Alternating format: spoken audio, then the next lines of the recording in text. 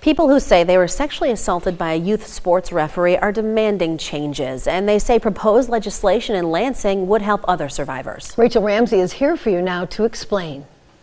Sherry Chavon, 71-year-old Gerald Sutter was recently convicted of criminal sexual conduct with minors. He worked in youth sports for decades. Since then, many other people have come forward to say he assaulted them, but the statute of limitations was up in their cases. Today, they're hoping to inspire change with the Justice for Survivors package.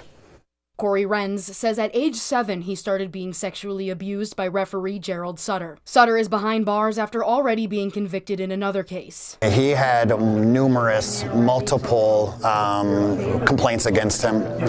He had several nicknames, and it was swept under the rug when I brought it to the attention of law enforcement. Renz says he tried to tell people what was going on, but no one believed him. And when he was older, he spoke out again, but the statute of limitations was up. It's okay to take a child's innocence, and then when a child gets to a certain age, he has no voice. It's not right. The Justice for Survivors PAC would extend the state's civil statute of limitations from age 28 to 52. It would establish a 2-year revival window for those whose statute of limitations has expired. It would also eliminate the SOL if there is a criminal conviction and extend the SOL from the time of discovery from 3 years to 7. Our own laws here in Michigan are harboring serial sexual predators because by the time a person is ready to come forward, the statute of limitations has expired. Another aspect of the package, removing governmental immunity when a CSC occurs in educational systems. With these serial predators, they choose occupations that allow them to have close proximity to their victims. It was incredibly disappointing to know that